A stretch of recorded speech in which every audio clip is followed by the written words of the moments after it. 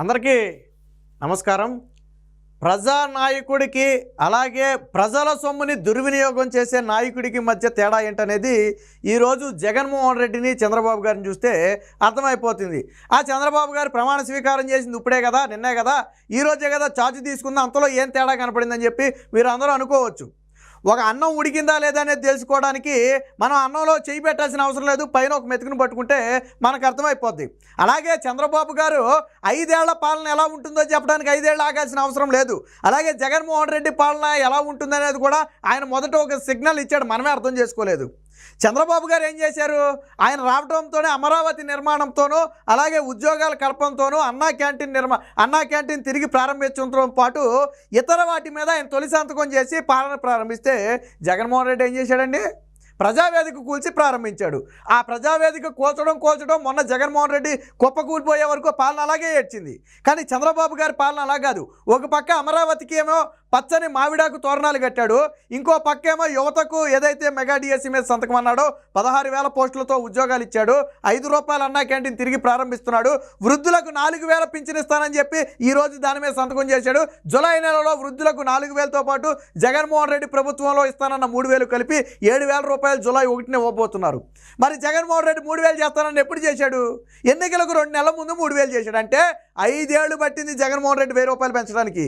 కానీ చంద్రబాబు గారు ప్రమాణ స్వీకారం రోజే మీకు ₹1,000 పెంచారు. ఎంతకంటే ఎక్కువ ఉదాహరణలు కావాలా? సరే, ఇవన్నీ కాసేపు పక్కన పెడదాం. ఇవన్నీ చంద్రబాబు నాయుడు ఇచ్చిన హామీలు నెరవేర్చాడు కదా, అందులో గొప్ప ఏముందని మీరు అనుకోవచ్చు. సరే, వాటిని కాసేపు పక్కన పెట్టి ఇదిగో మనకి ఇక్కడ కొన్ని సైకిళ్ళు కనపడుతున్నాయి, ఒకసారి చూద్దాం. ఇదిగో ఈ సైకిల్ అనగానే మీకు గుర్తొచ్చి ఉంటుంది తెలుగుదేశం పార్టీ. ఎందుకంటే నాడు చదువుకునే పిల్లలకు 8, 9, 10వ తరగతి చదివే విద్యార్థినీలకు చంద్రబాబు గారు సైకిళ్ళు ఇచ్చారు. ఇది ఇప్పుడే కాదు, ఆయన గతంలో ముఖ్యమంత్రిగా ఉన్న సందర్భాల్లో కూడా ఇవ్వడం జరిగింది. అయితే ఈ సైకిళ్ళు మనం చూస్తున్నటువంటి ఈ సైకిళ్ళు చంద్రబాబు గారి హయాంలో సిద్ధం చేసినటువంటి సైకిళ్ళు. కానీ అవి పంపిణీ చేయకముందే ప్రభుత్వం మారింది. వాస్తవానికి ఆ అకాడమిక్ ఇయర్ చంద్రబాబు గారు ఏదైతే దిగిపోయారో ఆ అకాడమిక్ ఇయర్ ఆయన గెలుచుంటే అప్పుడు ఇవ్వాలి. వాస్తవానికి స్కూళ్ళు ప్రారంభమైనప్పుడే, ఆ స్కూళ్ళు ప్రారంభమైన 2 నెలలకే ఈ ప్రభుత్వం అనేది మారిపోయింది. సో ఎన్నికల కోడ్ నేపథ్యంలో వీటిని పాఠశాలలో కూడా ఇవ్వలేకపోయారు. ఇది ఏది కూడా ఎల్లో కలర్లో లేదు, అలాగే ఏది కూడా టీడీపీని ప్రతిబింబించే విధంగా అసలు లేనే లేదు. ఇదంతా కూడా రెడ్ కలర్, మెరూన్ కలర్ టైప్లో ఉంది. కానీ జగన్మోహన్ రెడ్డి ఏం చేశాడో తెలుసా? ఈ సైకిళ్ళు మొత్తం కూడా రాష్ట్ర వ్యాప్తంగా లక్షల సంఖ్యలో ఇవ్వాల్సినటువంటి ఈ సైకిళ్ళు మొత్తాన్ని కూడా ఇదిగో ఈ విధంగా పాడుపెట్టాడు. మనం చూసేది ఒక స్కూల్లో సైకిళ్ళన్నీ కూడా ఏదైతే తీసుకొచ్చి డంప్ చేశారో అక్కడ చూసాం మనం. బహుశా ఇది ఒక జిల్లాకి చెందిన సైకిళ్ళు అయ్యి ఉండొచ్చు, ఒక జిల్లా మొత్తానికి చెందిన సైకిళ్ళు అయ్యి ఉండొచ్చు. జగన్మోహన్ రెడ్డి ఈ రోజుకి వాటిని ఇవ్వాల. ఎండకి ఎండి వానకు తడిచి ఏ చెట్టు కింద అయితే ఆ రోజు పెట్టారో ఈ రోజుకి ఆ చెట్టు కింద ఉంది. కింద మొత్తం చూడండి, వరద నీళ్ళలో సైకిళ్ళు ఉన్నాయి. సో ఇది జగన్మోహన్ రెడ్డి పాలన కదా. మరి చంద్రబాబు గారు ఏం చేశారు? అది కూడా ఒకసారి చూద్దాం. చూడండి, ఇక్కడ చూడండి చంద్రబాబు గారు ఏం చేశారు.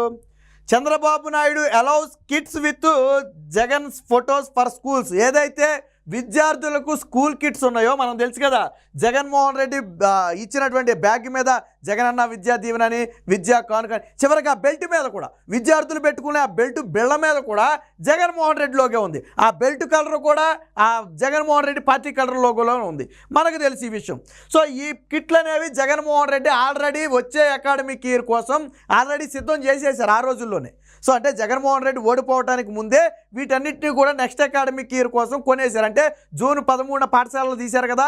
సో తీసిన రోజు వీటి మొత్తాన్ని కూడా, అంటే ఈరోజు తీసిన రోజు నిన్న పాఠశాలలు తీసినట్టున్నారు, ఆ రోజు వాటిని పంపిణీ చేయాలా లేదా అప్పటి నుంచి పంపిణీ చేయాలా. మరి జగన్మోహన్ రెడ్డి లాగా సైకో బుద్ధి ఉంటే ఏం చేస్తారు? జగన్మోహన్ రెడ్డి ఉన్న ఫోటోలు, పుస్తకాలు, పాఠ్య పుస్తకాలు, లేకపోతే బెల్టులు, బ్యాగులు మనం ఇవ్వటం ఏంటి? అవి మొత్తం కూడా పక్కన పడేసి నా ఫోటోతో ముద్రించి ఇవ్వండి అని చెప్పాలా, అంతే కదా. మరి జగన్మోహన్ రెడ్డి చేసింది అదే కదా. చంద్రబాబు నాయుడు సైకిళ్ళు తిరిగి ఎక్కడిస్తేనో జగన్మోహన్ రెడ్డికి పేరు రాకుండా చంద్రబాబు గారికి పేరు వస్తుందని భయపడి 5 ఏళ్ల పాటు సైకిళ్ళు మొత్తం మూలబెట్టాడు. కానీ చంద్రబాబు గారు అలా చేయలే. ఏం చేశారు? జగన్మోహన్ రెడ్డి ఫోటో ఉన్నా పర్లా, ఆ కిట్లలో ఒక్కటి కూడా వేస్ట్ కాకూడదు, మొత్తం పంపిణీ చేసేయండి. వచ్చే సంవత్సరం నుంచి గవర్నమెంట్ యాంబులెన్స్తో మనం ముద్రిద్దాం అని చెప్పడం జరిగింది. మరి ఇప్పుడు చెప్పండి, ఎవరిది పాలన, ఎవరిది విధ్వంసం, ఎవరిది సైకోతనం, ఎవరిది ప్రజా శ్రేయస్సు దృష్ట్యా? చంద్రబాబు గారి ఉద్దేశం ఏంటి?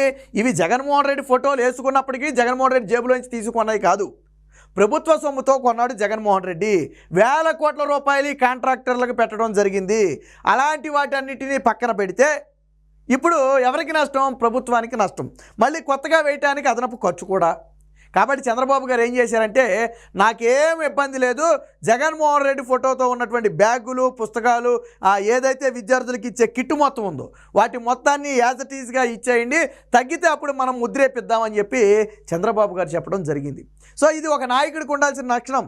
మనం తమిళనాడులో కూడా చూసాం. గతంలో అమ్మా క్యాంటీన్లు అని ఉండేవి.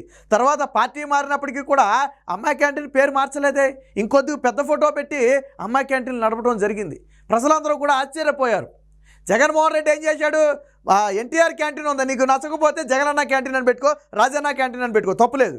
కానీ 5 ఏళ్ల పాటు పేదవాడి కడుపు నిండితే ఎక్కడ జగన్మోహన్ రెడ్డి మాట వినడో, 5 రూపాయలకే వీళ్ళ కడుపు నిండితే ఎక్కడ ప్రభుత్వం మాట వినరోనని అన్నా క్యాంటీన్లు మూహించేశాడు. కానీ చంద్రబాబు గారు ఏం చేశారు? తొలి సంతకంతోనే అన్నా క్యాంటీన్లు తిరిగి తెరిపిస్తున్నారు. మరి ఇవన్నీ కూడా పోలికలు. మీకు ఎక్కడైనా సరే, ఏ పోలికలోనైనా సరే జగన్మోహన్ రెడ్డికి చంద్రబాబుకి ఏమైనా సంబంధం ఉందా? నక్కకి నాగలోకానికి ఉన్నటువంటి సంబంధం ఉంది.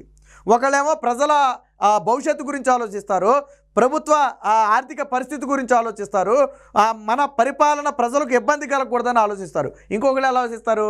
నాకెంత మిగులుద్ది, నాకేం పేరు వస్తుంది, నా పేపర్లో ప్రకటన చేసుకోవడానికి ఎంత బాగుంటుంది అని ఒకళ్ళు ఆలోచిస్తారు. మరి ఈ రెండింటి మధ్య తేడా లేదా? కాబట్టి అందుకనే నేను చెప్పా, చంద్రబాబు గారు 5 ఏళ్ల పాలన ఎలా ఉంటుందనేది మనం 5 ఏళ్ళు ఆగిన తర్వాత మాట్లాడక్కర్లా, మొదట్లోనే మాట్లాడేసుకోవచ్చు. అరే, దేశ చరిత్రలోనే ఇప్పటి వరకు 5 సంతకాలు ఏ సీఎం పెట్టలేదే, చంద్రబాబు గారు పెట్టారు. 5 సంతకాలు పెట్టాడు ఆయన. దేశంలో ఏ ముఖ్యమంత్రి 5 సంతకాలు పెట్టలా, 1 సంతకమే పెట్టారు. ఎవరైనా పెడితే 2వ సంతకం ఎవరైనా పెట్టి ఉండొచ్చు, అంతేగాని 5 సంతకాలు ఎవరు పెట్టలా. కానీ ఈరోజు చంద్రబాబు గారు ఎప్పుడైతే సచివాలయంలో బాధ్యతలు స్వీకరించారో తొలి 5 సంతకాలు పెట్టడం జరిగింది. అందులో అతిపెద్ద సంతకం మెగా డిఎస్సి 16,437 పోస్టులతో మెగా డిఎస్సి.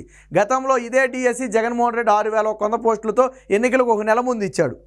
5 ఏళ్ల పాటు మోసం చేసి ఎన్నికలకు 1 నెల ముందు కేవలం 6,000 పోస్టులు ఇస్తే అంతకు 2.5 రెట్లతో చంద్రబాబు గారు ఈరోజు ప్రమాణ స్వీకారం చేసిన మర్నాడే వాటి పోస్టులను ప్రకటించడం జరిగింది. సో ఇది 2 ప్రభుత్వాలకు మధ్య ఉన్నటువంటి తేడా. సో ప్రజలు 5 ఏళ్ళు చంద్రబాబుని చూశారు, 5 ఏళ్ళు జగన్మోహన్ రెడ్డిని చూశారు. కానీ ఈసారి జగన్మోహన్ రెడ్డిని దరిదాపులకు కూడా రానివ్వాల. జగన్మోహన్ రెడ్డిని ఈసారి దరిదాపుల్లో కూడా రానివ్వాల. ఎందుకు రానివ్వలేదు? 5 ఏళ్ల పాలన చూశారు కాబట్టి. ఈయనతో పోలిస్తే ఇప్పుడు మనం చెప్పినట్టుగానే చంద్రబాబు గారే అన్నిట్లో బెటర్ కాబట్టి, ఆయన ప్రమాణ స్వీకారం చేయకముందే అమరావతి నిర్మాణం ప్రారంభించాడు కాబట్టి ఆయనే కావాలని చెప్పి ఈరోజు తీసుకురావడం జరిగింది. సో నాయకుడంటే ఎలా ఉండాలి, ఎలా ఉండకూడదు అని చెప్పాలి అంటే ఎప్పుడైనా చంద్రబాబు గారిని, జగన్మోహన్ రెడ్డిని ఆదర్శంగా చూపించవచ్చు. ఏది ఏమైనా చంద్రబాబు గారు ఇచ్చిన మాటనైతే ఈరోజు స్పష్టంగా నిలబెట్టుకున్నారు. జగన్మోహన్ రెడ్డి లాగా భేషజాలాలకు పోకుండా, పట్టింపులకు పోకుండా, కుట్రలకు పోకుండా ముక్కుసూటిగా ప్రజలు ఎవరైనా స్వేచ్ఛగా మాట్లాడవచ్చు, ఎవరైనా తమ అభిప్రాయాన్ని చెప్పొచ్చు. జగన్మోహన్ రెడ్డి పాలనలో అభిప్రాయం చెప్తే జైలు. కానీ చంద్రబాబు గారి పాలనలో మీ అభిప్రాయం స్వేచ్ఛగా చెప్పొచ్చు. 2014 నుంచి 19 వరకు మేధావులు ముసుగులు ఎంతమంది మాట్లాడలేదు. చంద్రబాబు గారు ఏ రోజైనా ఏదైనా చేశారా? మరి జగన్మోహన్ రెడ్డి పాలనలో మాట్లాడాడు ఎవడైనా? నోరుపే సాహసం చేశాడా? చేయలేదు. ఎందుకు? భయం. కేసులు పెడతారని భయం, ఆర్థిక మూలాలు దెబ్బతీస్తారని భయం. సో ఇక రాష్ట్రంలో అయితే ప్రజా పరిపాలన వస్తుంది.